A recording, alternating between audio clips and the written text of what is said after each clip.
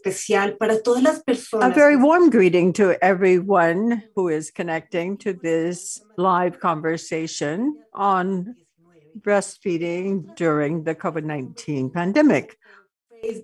We are sharing this conversation live on Twitter, on Facebook, and with our Pajo TV YouTube channel in English. So you can send us questions through the comment section on our platforms.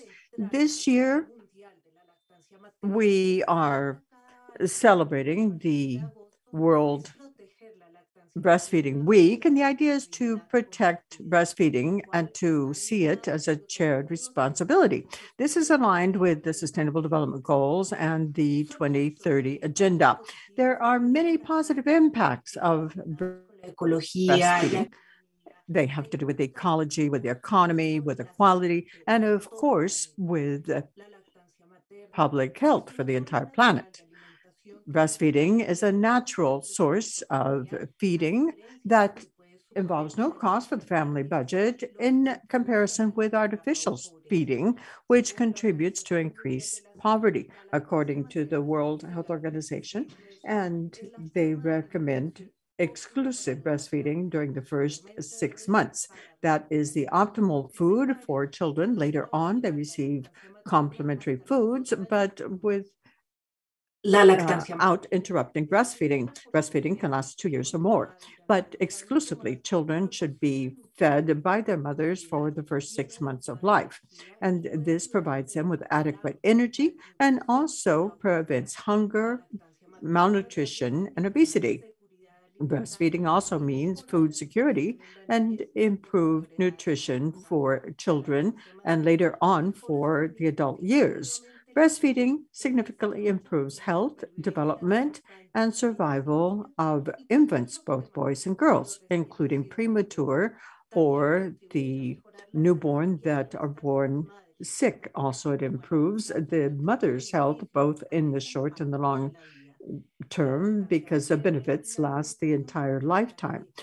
It is important to have breastfeeding along with the supplemental foods. This is important because the way that a child begins to eat foods contributes to the cognitive and emotional development of the child, thus helping learning. Breastfeeding also helps gender equality because it does not distinguish between boys and girls and gives children of both sexes a good start in life.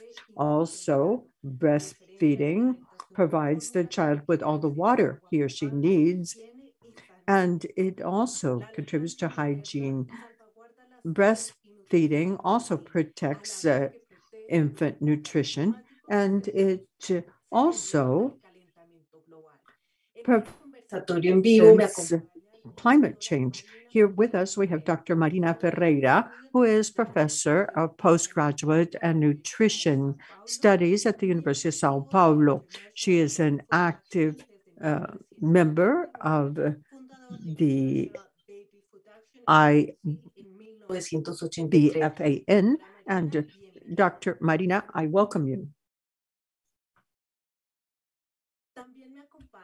Also with me, I have Dr. Rafael Perez Escamilla, who teaches public health. He is the director of the program to promote mother and child health at the Center for Methods of Implementation, and also from the Research Center for Prevention at the World Health Organization. I welcome you all.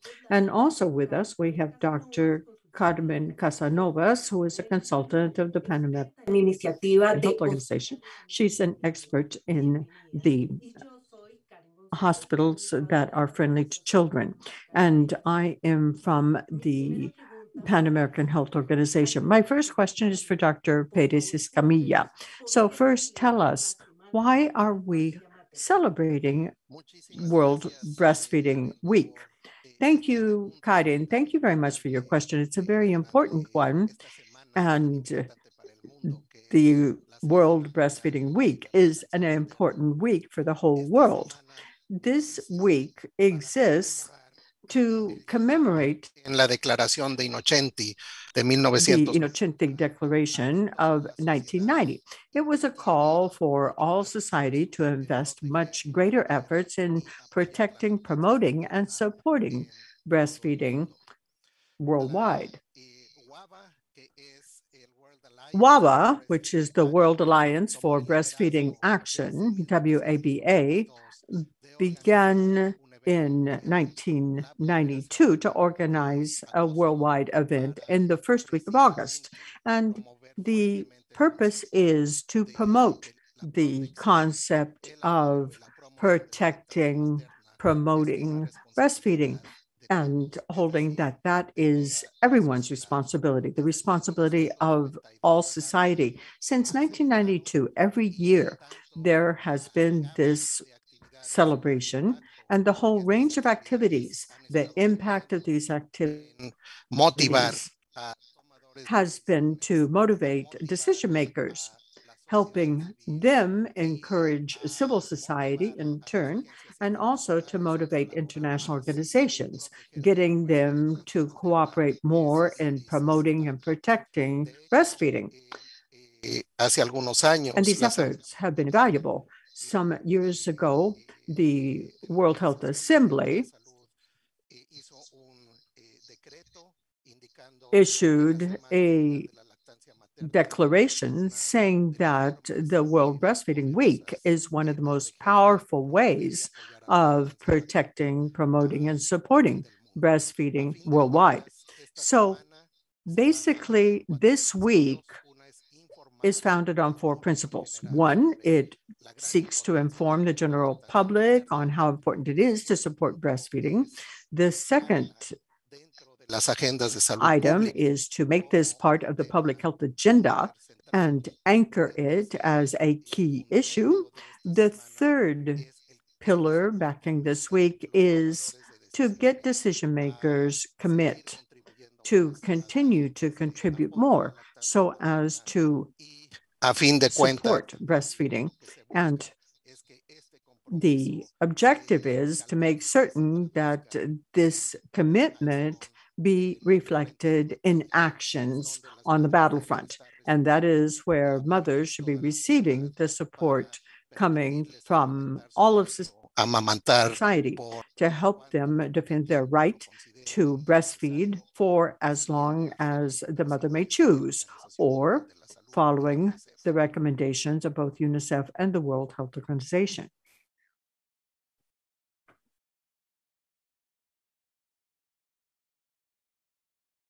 Karen, estás en mute. Karen, you may be muted.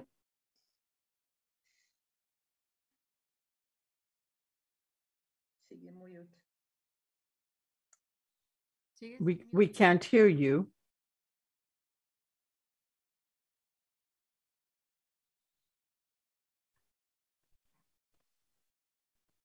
Karen, sigues en mute. Perdón, qué pena. Oh, I'm very sorry. I apologize. Can you hear me now? What I was saying is that this year, the World Breastfeeding Week coincides with the celebration of the 40th anniversary of the International Code of Marketing of Breast Milk Substitutes. And that was approved by the World Health Assembly in May of 1981. So that families would be protected from the aggressive marketing practices on the part of those producing breast milk substitutes. Those products contribute to decreasing the breastfeeding rate and also increases infant mortality and morbidity. So, Dr. Ferreira, I wanted to ask you about that code and what has been done to make certain that the International Code of Marketing of Breast Milk Substitutes will continue to be as relevant as ever. Thank you. Thank you very much for your invitation. This code is a very valid, very valuable instrument in protecting breastfeeding against unethical, abusive advertising practices of those who want to come in with breast milk substitutes.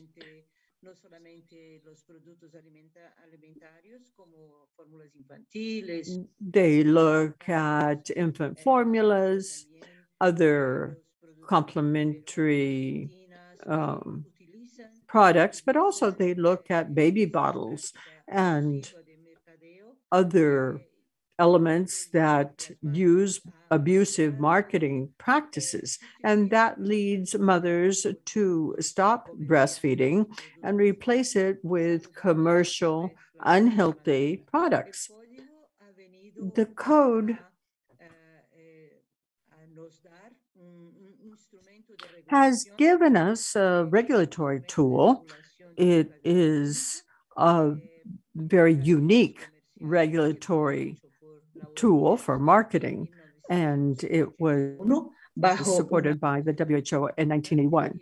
And that was following up on significant pressure that was mounted last century, I'm sorry, because there had been a significant increase in substitute products, especially in poor countries, where that could lead to a decrease in breastfeeding and consequently an increase in infant mortality, diarrhea, malnutrition, increased both morbidity and mortality in boys and girls.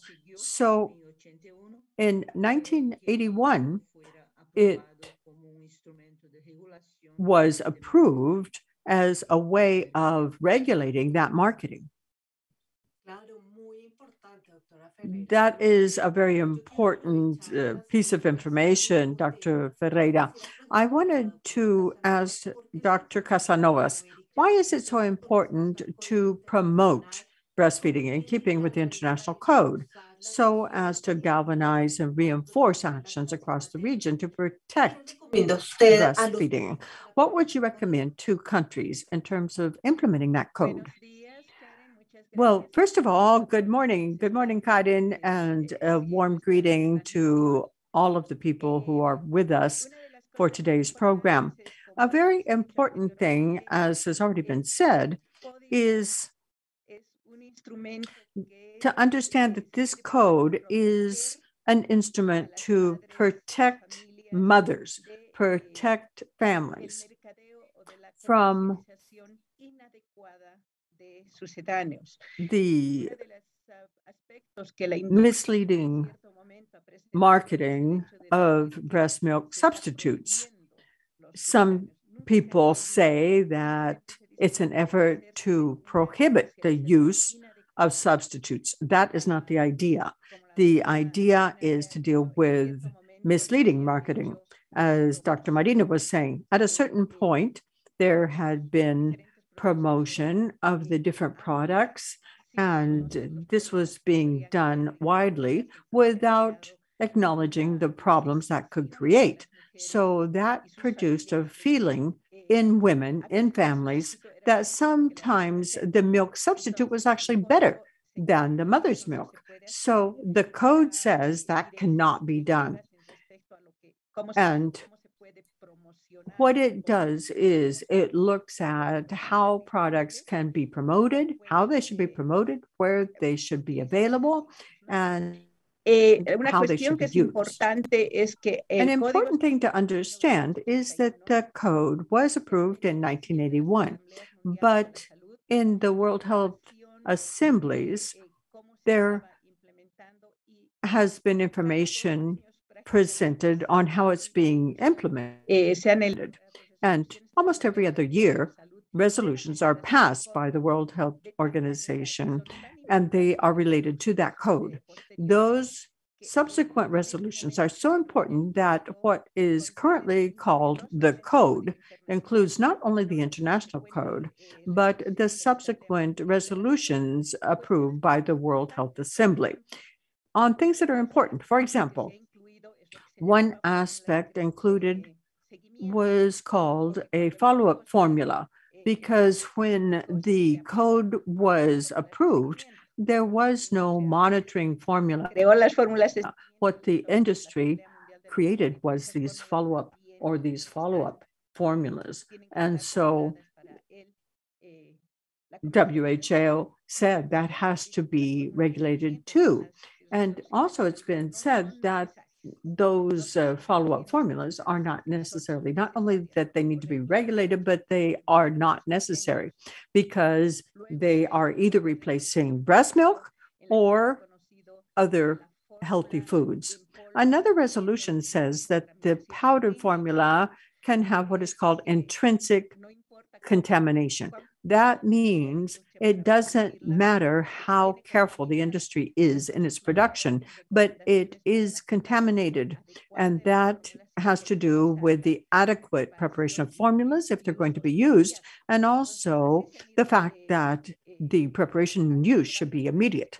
So different things have been approved along the way. Now, what is the recommendation for countries?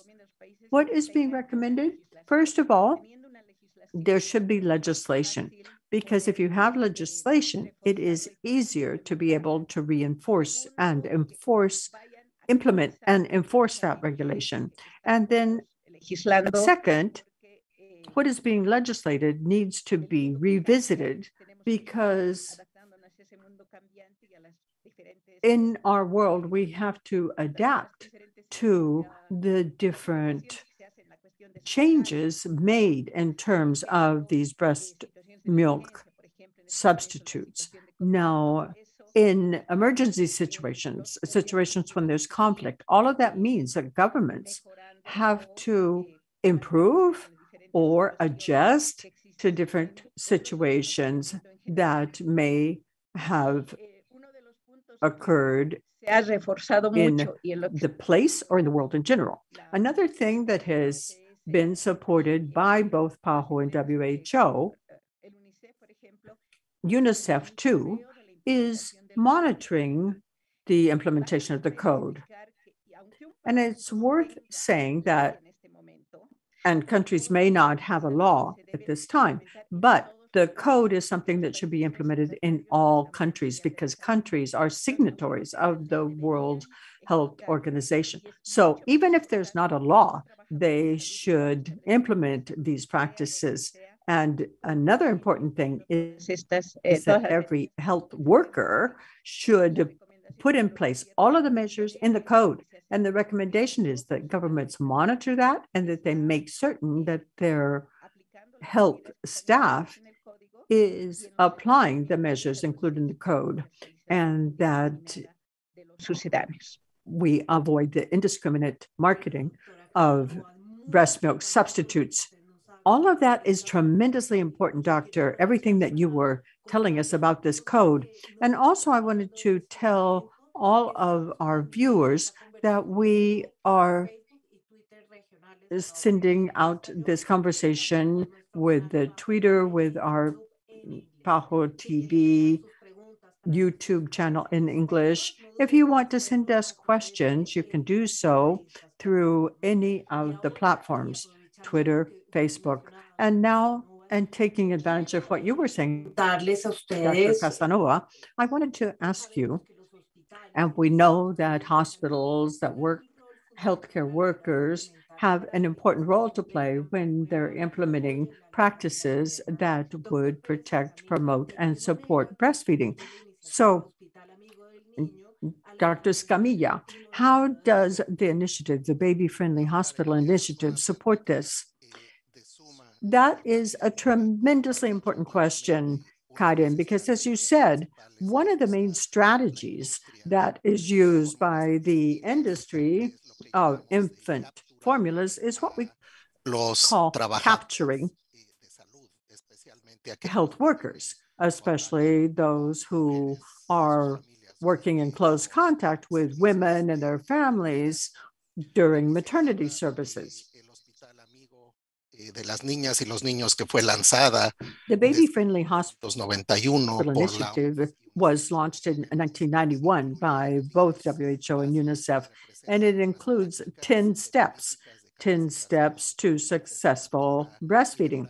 And They talk about infrastructure, about the way to promote breastfeeding as part of maternity services, the respect and adherence to the code has been a part of this initiative. But another very important thing is that as of 2018, when WHO and UNICEF published that first review to the 10 steps that are part of the initiative, the first item, the first step of that list is that from now on, in an explicit way, all hospitals have to make certain that all of the indications in the code are being complied with. And as Carmen was saying, also, it's a matter not only following the code, but the subsequent resolutions that were approved by the World Health Assembly. And what is tremendously important is that within the new quote step, there it says in writing that hospitals that provide maternity services have to not only implement the steps, but they have to monitor them. They have to provide oversight.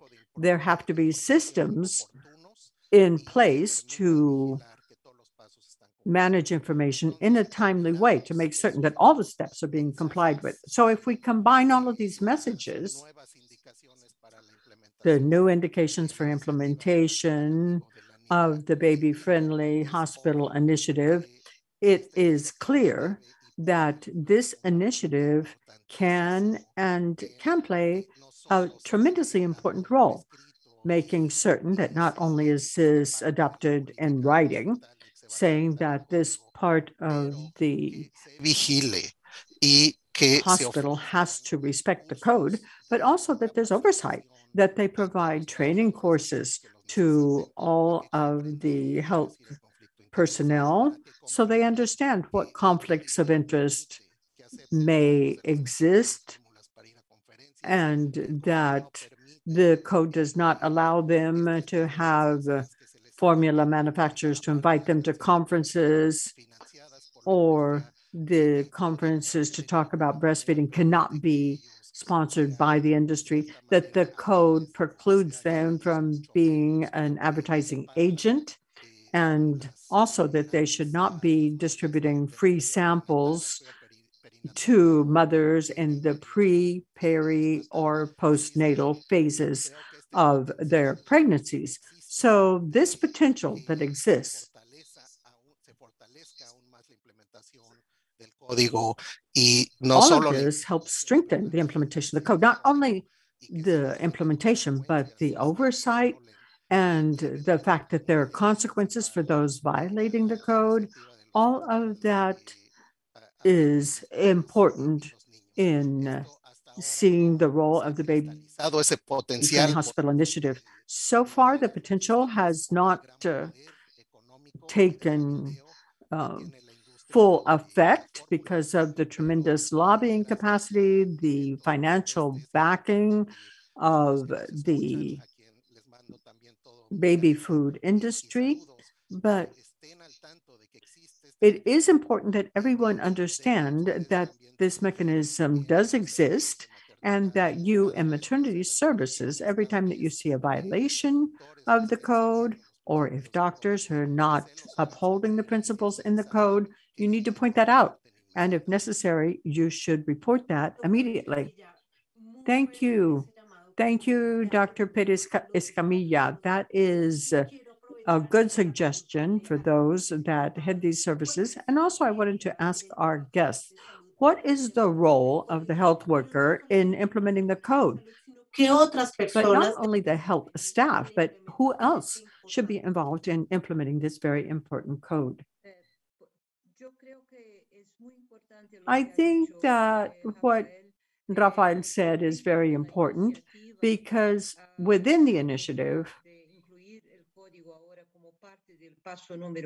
the fact that the code is now step one in the 10 steps, this initiative has always involved the code as part of its implementation, but now since 2018, this is even more so. So all of us, not only we as health professionals, but also citizens in general, mothers, groups, breastfeeding advisors, they need to be acquainted with this regulatory instrument.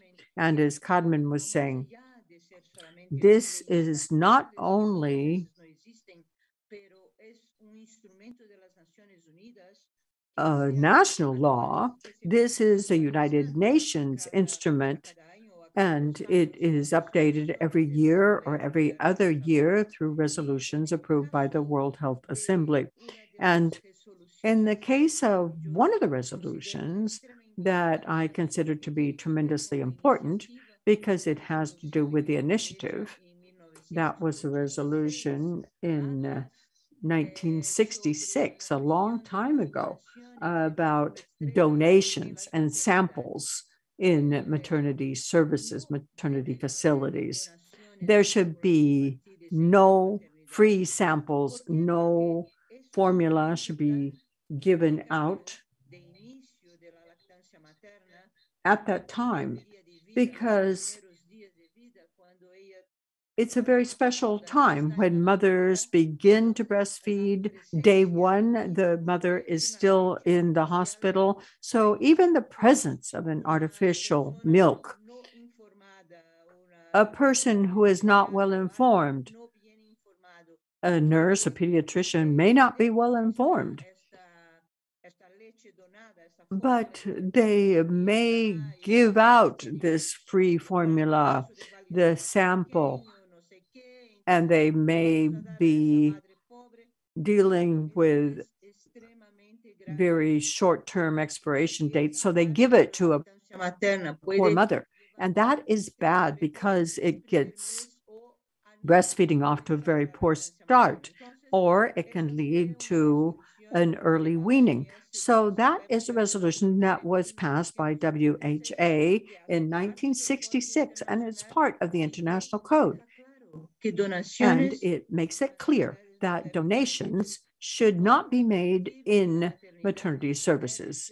Infant formula should be bought through the normal means. It's like buying a medication, and it needs to be prescribed by the doctor following a clinical assessment of each baby. Thank you very much, Marina. And we should also add something related to health professionals, doctors, because the other area where the industry has a significant impact is in having practices that motivate doctors to promote certain products. For example, doctors are paid travel expenses to a congress, or an event is organized for medical professionals, or they are given different gifts.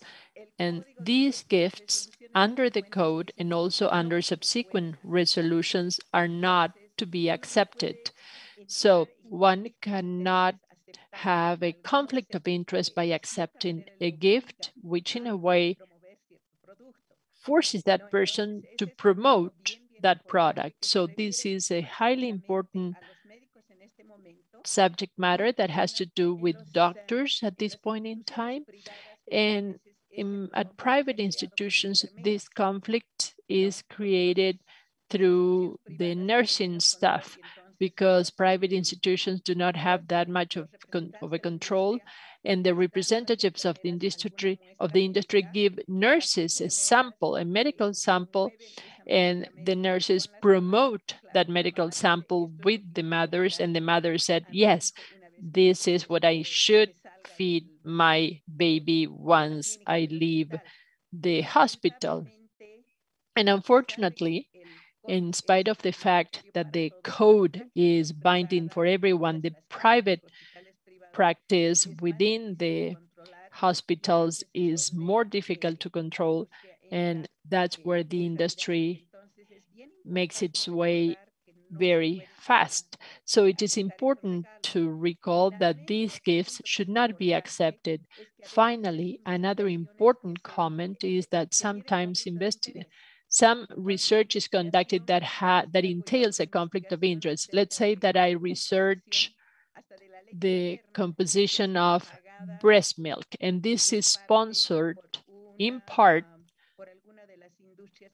by one of the industries that market breast milk substitutes, and this is also banned. So this is a series of strategies that the industry may resort to and that may lead health professionals to easily accept them. So we do need to train those health professionals and also to teach them the implications of implementing the international code. There are some other monitoring studies that are being conducted on the implementation of the international code, and which shows that doctors are not trained, that doctors are unaware of this. And since they are unaware of this, they say, okay, I didn't know this. And it is important that training also conveys information on this topic. This is Dr. Perez Escamilla. What I would like to add to the excellent comments made by Marina and Maria del Carmen is that the governments do need to galvanize their actions and show them through budget. They need implementing the code costs money.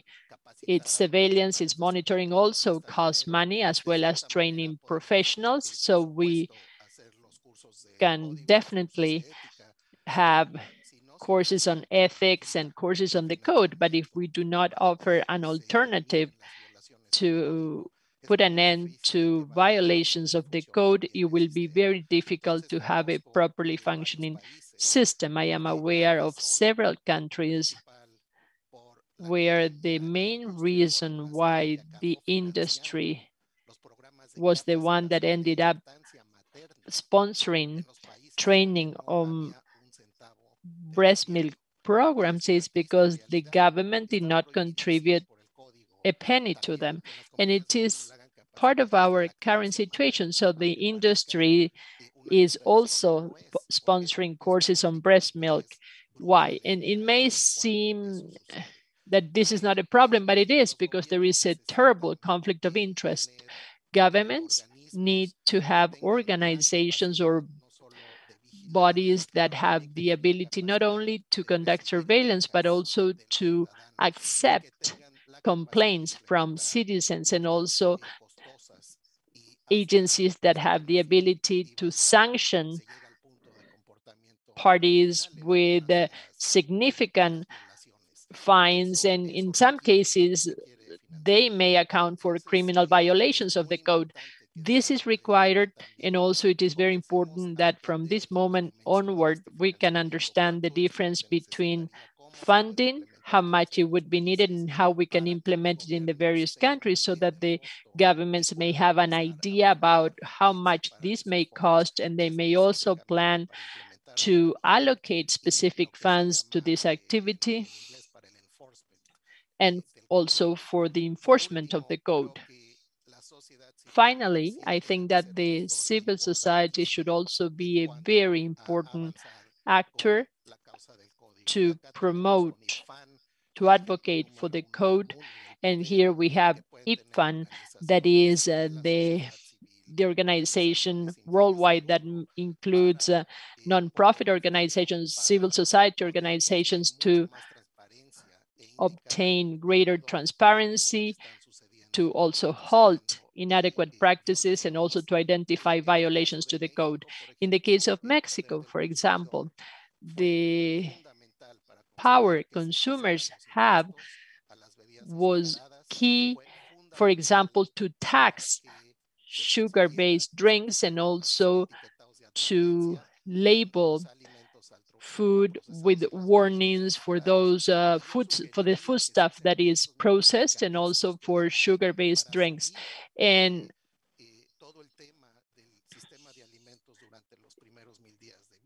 And I think that we should also focus on an agency that should be advocating the importance of the first 1,000 days of life, and also to refer and to talk against all of these products that do have additives and that will never replace breast milk. So it has to do with the government's support and also the participation of the civil society whenever they work in an intelligent fashion to address violations to the code. We also need in those instances this collaboration in connection with training on health. Thank you very much, doctor. And let me share with you that we have already received information and comments on myths, the pandemic. And before we move on to questions and answers, Ramona is asking us, what is the name of the code? And Ms. Aguilar would like to know what instrument there is for binding, for this to have a binding force. Dr. Casanova, could you please help us with the answer?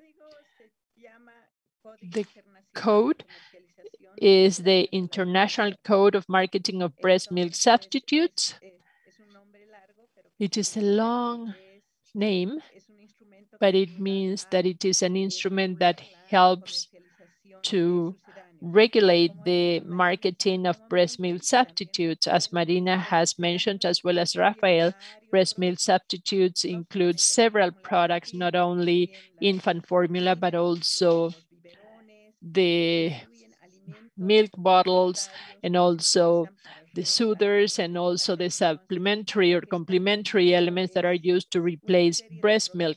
So they include a list of products, and the list continues to grow with the creativity of the industry. So we have several products, and this is what we have regulated. So the regulating instrument, or the regulatory instrument, is as follows. The code provides for everything that has to be done, and each country needs to have a regulation.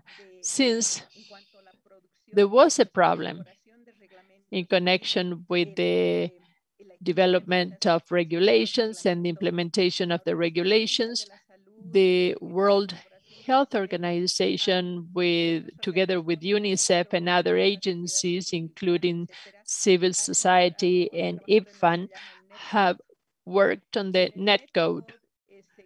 The net code includes two instruments, one for monitoring and one for periodic assessment of the code implementation. These instruments are used to determine what is happening with the implementation of the code in the various countries. It also includes interviews with the mothers to see the information that they are receiving and whether the industry is approaching them, whether they are receiving gifts from the industry, whether the medical staff is promoting a breast milk substitute. This also includes interviews with the medical staff to make sure that they are not receiving promotions from the various members of the industry, whether they are receiving some sort of stimulus. And this also includes the observation of the points of sale. This could go from small stores that are used to sell the products, supermarkets, pharmacies, etc., because all of that is regulated.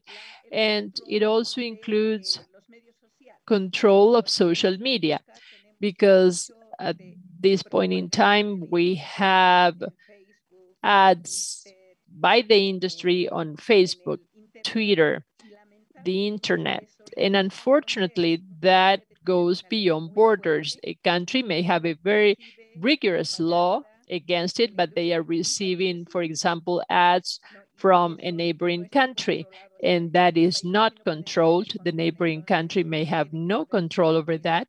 So one needs to be a bit more creative. Netcode is helping us regulate or control the implementation of the code, regardless of the regulatory situation in the country. I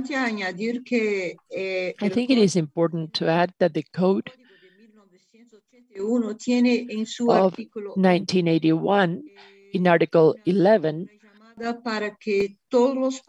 includes a call for all of the countries of the world to send on an yearly basis to the World Health Assembly held by WHO information on the implementation of the code on their countries. That is to say, a report is requested, and every 2 years, on even years, the Director General, based on a decision by the World Health Assembly,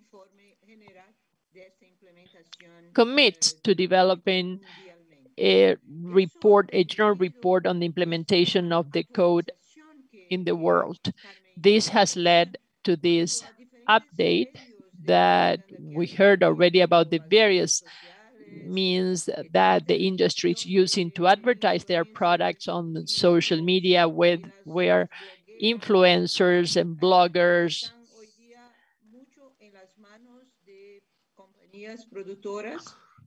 are doing this, and all of this is in the hands of the producers, and they are the ones advocating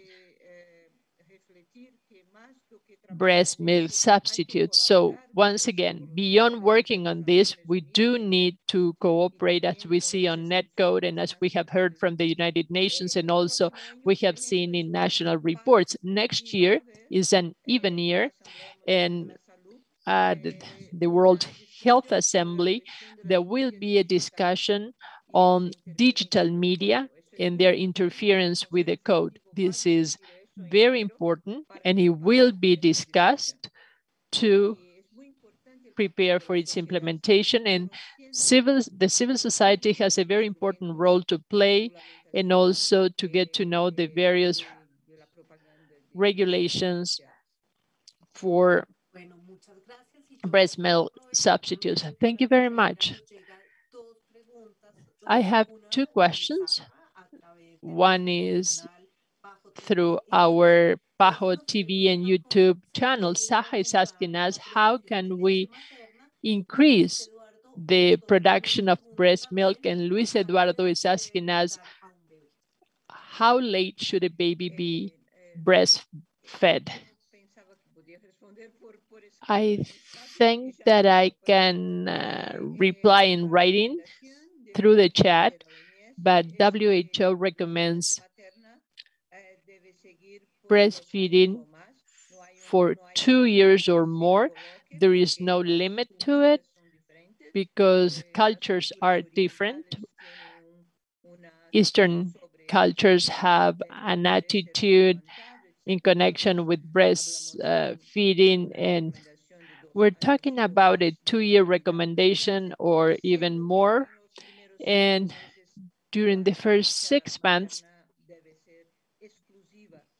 the baby should only be breastfed without water, without adding any water, and those are the clear instructions that we have so far. And again, they should be breastfeeding without any other sort of feeding.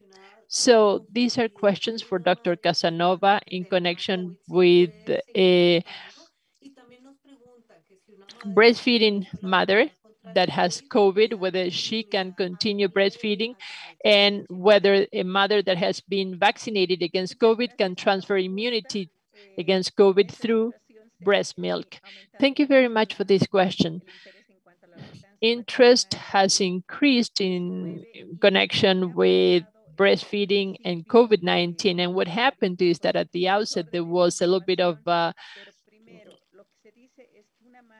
disorganization around the information, but a woman that suspects that is a suspected case of COVID, or that has a confirmed case of COVID, can continue breastfeeding. If at some, the recommendation is for the mother to follow the recommendations we have in terms of hygiene, that is to say, hand washing, wearing a mask, and if that mother for some reason coughs on her own breast, she should clean the area because she had just coughed, but there is no need to interrupt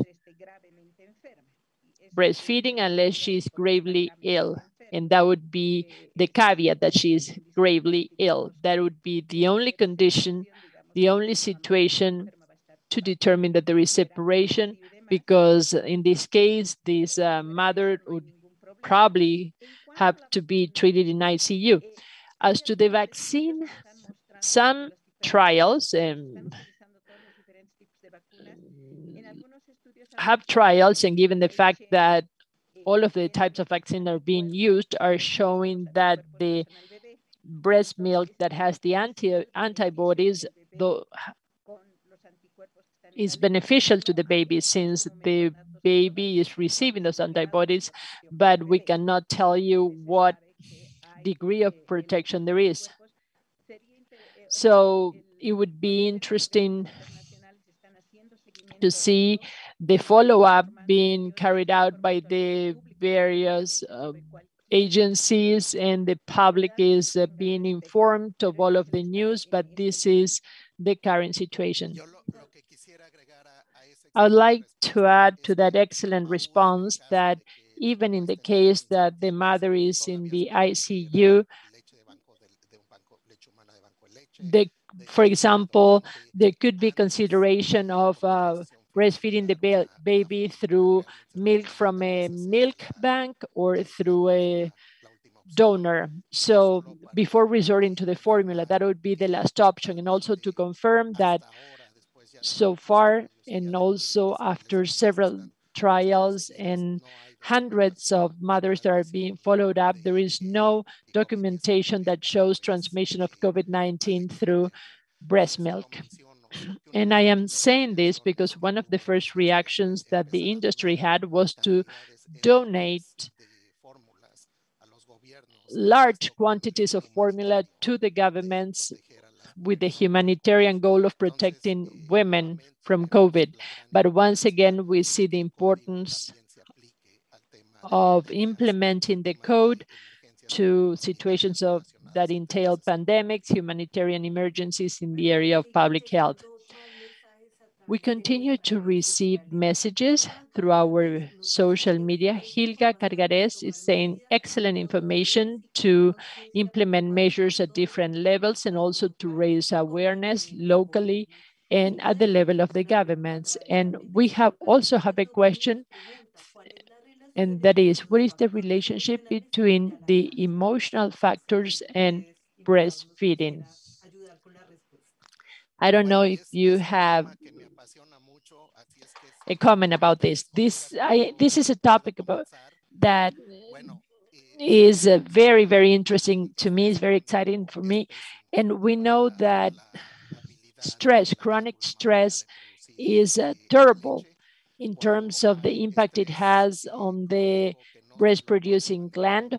Whenever there is chronic stress, women cannot handle this. This may be related, for example, to domestic violence and the stress also that results from a situation of poverty.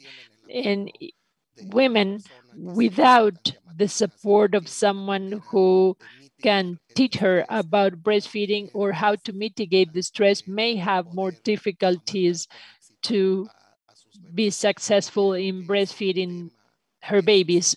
And I think that this is key for the campaign we have this year for the World Breastfeeding Week. We understand that a significant myth that breastfeeding is only the responsibility of the mother. From the point of human rights, that is not correct, and also that women, without the support of the society, including the medical sector and also social protection services, as well as the employment sector, women are not able to be successful if they do not have that support. And the second topic that I think is highly important, and that is also a very significant myth that has been also spread by the formula companies, is that if a baby cries a lot, it means that the mother does not have enough milk, and that automatically means that the doctor should prescribe or indicate formula. Clearly, whenever there is a situation of chronic crying, this is quite stressful whenever the parents do not know why this is happening, and this also undermines the ability mothers have to breastfeed, and this is something that has been highly exploited by the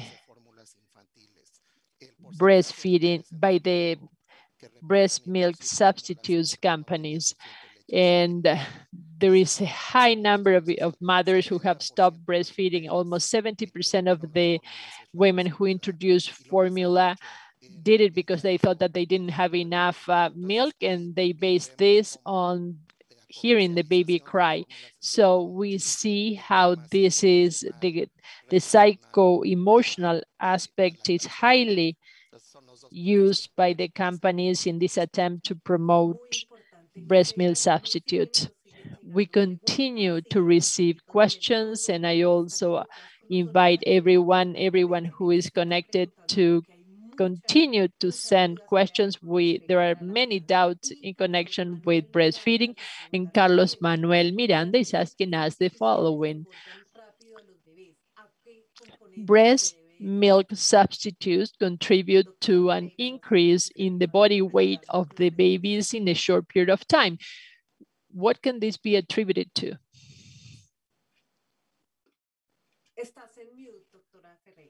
Dr. Ferreira, you are muted. Breast milk substitutes need to follow the guidelines under Codex Alimentarius, that is one of the WHO agencies that determines the content that the artificial formula should have. And this pertains not only to formula, but also to foodstuff, depending on the use for the medicine, for the product, and also the situation of the individual. Therefore, they need to be developed with high standards for quality control, and the international code provides in its first article that it is to be focused not only on marketing, but also on the follow-up of those individuals that may resort to formula, that this formula has to be properly manufactured based on the age of the population to be used. And this is the problem that we are seeing with the formula used for babies in their second year of life. So the products that the industry is trying to promote have the same components as the one used at the outset of life, at the beginning of life, the formula for the first days of life. But in terms of protein, sugar, and fat, they need to be proper to what is expected, or based on what is expected for that age, and also based on the recommendations. May I add a comment? Yes, certainly. Please go ahead. It is really fascinating, and this is to add to what Marina just said, and that is that one of the beauties of breastfeeding is that the baby is receiving signals during the same breastfeeding episode of when it is time to stop feeding. They learn to self-regulate breast milk consumption because the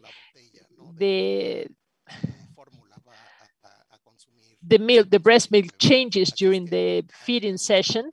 And in terms of the bottle, it is the mother, the one that decides how much milk to feed the baby. So the baby is in a situation to self-regulate how much breast milk they are taking. And this is different from the bottle from the bottle feeding, and the breast milk is not monotonous, it's quite boring. Dr. Escamilla adds, whereas formula is quite monotonous. So this has to do with the question we just received for Dr. Casanova, and that is whether there is any COVID vaccine that is not indicated during breastfeeding. And is a breastfeeding woman allowed to be vaccinated against COVID, or is there any other adverse effect, or what care should she take prior to getting vaccinated? And also we are being asked whether there have been any trials on the impact of COVID on the production of breast milk. There are several interesting questions. First of all the vaccines that are available right now are vaccines that are not live virus. So there is no counterindication in terms of using those vaccines. The vaccines, there are several that have been approved by WHO, and none of those vaccines is counterindicated in the case of breastfeeding mothers. That is the first point. Then second, and the second question is, yes, if the woman is breastfeeding, she can receive the vaccine and should not stop breastfeeding. That's interesting because in some countries, they were saying that breastfeeding should be stopped in the case of vaccination. That is not true. The important point is related to what we were saying a while ago. If the mother is concerned, if she's worried, that can affect her ability to produce milk because of her concern, because that worry, that stress affects the hormones in her body, and that affects the production of milk. And it's just because of that concern, that worry. So if we have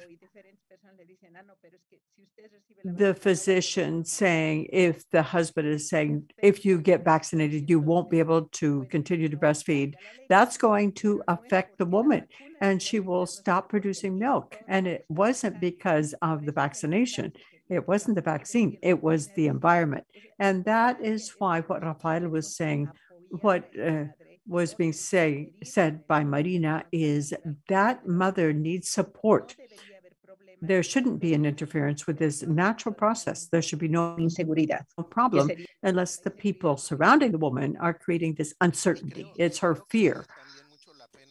Yes, and I think that another important thing is that the colleagues who are part of this program,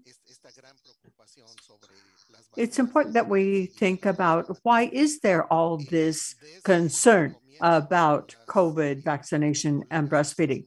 Right from the start, our colleagues who are immunologists who have a lot of experience with all sorts of types of vaccine said that there was no reason to exclude women from clinical trials just because they were pregnant or if they were breastfeeding, that in terms of COVID vaccines. So there was no biological reason, no good reason to be concerned, no good reason to not include women.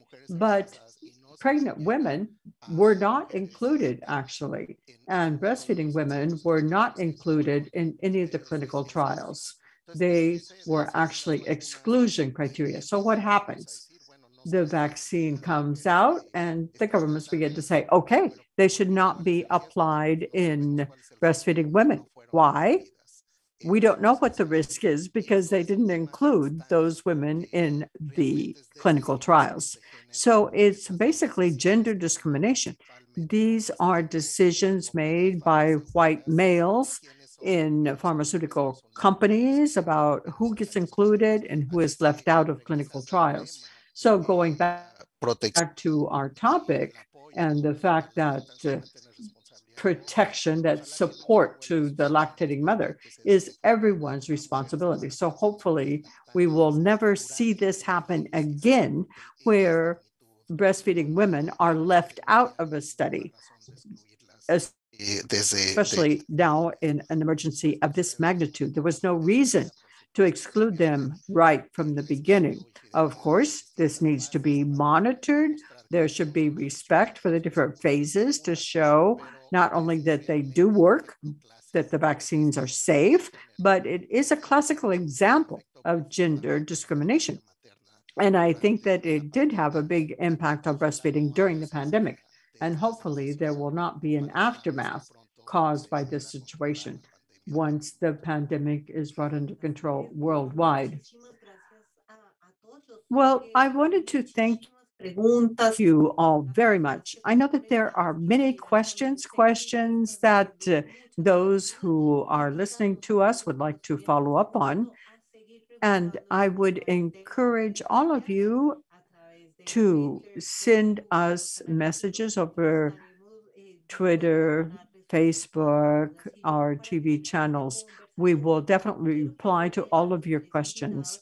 And now I wanted to ask our three guests, give us a final statement. What would your recommendation be as part of this program on the World Breastfeeding Week, now that we are involved in this pandemic? So I would ask all of you, what is your message, your final message, as part of this program of the World Breastfeeding Week? I see that Dr. Andrea wants to go first. I was thinking that perhaps Dr. Perez Escamilla would like to go first, but it said that breastfeeding is the responsibility of everyone, men, women, and that is this year's message. And I think it's a key one. Everyone needs to reflect on this personally in today's culture, where at least in the Western world, we're more nuclear families. And there's a lot of discussion about breastfeeding with grandmothers, with aunts. But even in small families, you have to realize that this is part of our responsibility. This is a discussion that we should have with our children, male and female, with our grandchildren. This is an important responsibility, and it's something that needs to be thought of, and that should be a daily practice. But in addition to that, there's a government responsibility of the managers, the directors of hospitals, of clinics, of physicians. And that is the responsibility that I say is an umbrella responsibility, because it encompasses all of the community practice of breastfeeding. So that is a responsibility that is supported by laws, by decrees, by standards, ranging from the Baby-Friendly Hospital Initiative. That was a tremendous step. But also we have the code, and that is a standard that needs to be upheld. It needs to be complied with, made known, so that breastfeeding can be protected. Otherwise, we are working without that protection, and this is not going to work because the companies will win. How about you, Dr. Perez Escamilla?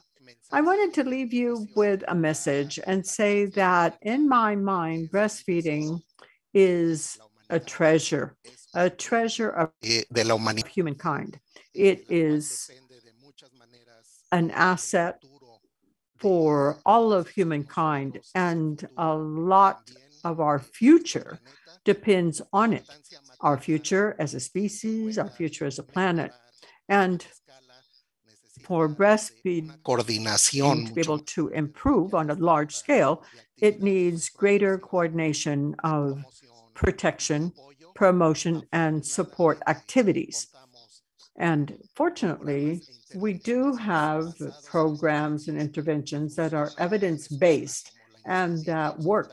For example, the Baby-Friendly Hospital Initiative, the code, community advisory services on breastfeeding.